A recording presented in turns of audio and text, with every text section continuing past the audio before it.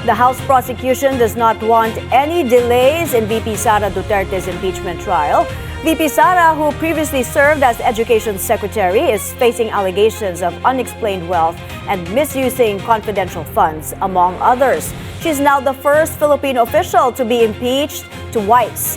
Nasa linya si Isaiah Mirafuentes. Isaiah, ano ang gustong mangyari ng prosecution?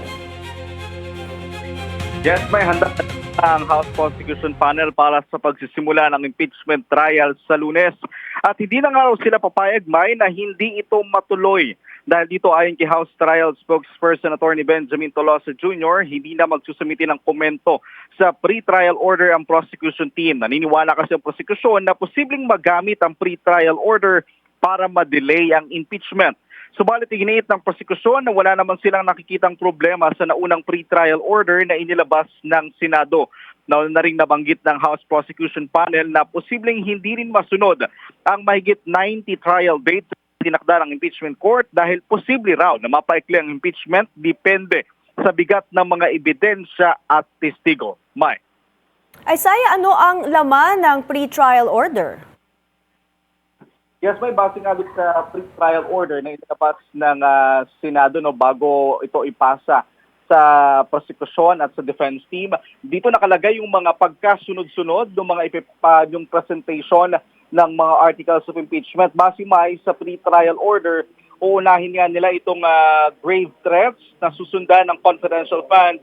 At yung pangatlo yung bribery at ang pinakahuli nilang ipipresenta iba tungkol sa unexplained wealth. Nakalagay rin dito yung mga trial dates nga para sa presentation of evidence and witnesses.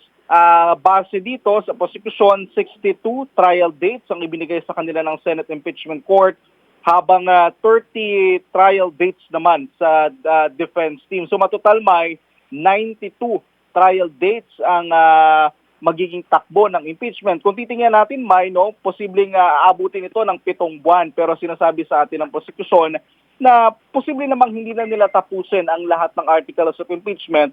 Yan nga ay nakadepende sa bigat ng mga ebidensya. Mike. Isaiah, so full force ba ang prosecution sa Lunes? Yes, yan ang inaasahan natin. Sinasabi nga sa atin ng prosecution na handang-handa na silang humarap sa paparating na impeachment. At ang ginigit nila last year pa raw nila ito pinaghandaan dahil nga nagkaroon din ng impeachment complaint si VP Sara impeachment case si VP Sara noong 19th Congress. So sinasabi nila sa atin, kompleto, handang-handa na sila. Definitely sumatotal nasa 25 prosecution ang darating, kabilang na nga rito yung 15 miyembro ng private prosecutor at 11 miyembro ng public prosecutor. Maraming salamat, Isaiah Mirafuentes ng Abante, nag-uulat. The House prosecution has 62 of the 92 impeachment trial dates to present its witnesses and pieces of evidence. Speaking on BNC's The Spokes, prosecution spokesperson Zia Alonto Adyong says he expects motions and legal maneuverings from both the prosecution and the defense on Monday, the first day of the trial.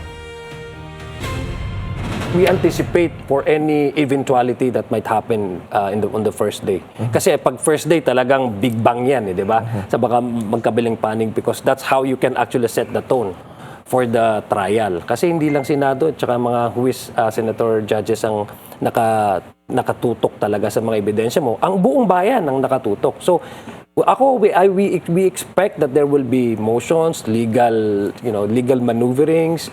Kasi ang paniwala po namin, since na yung mga rebuttal, specific na rebuttal to the allegations contained under the articles of impeachment ay hindi sufficiently answered during the pre-trial conference.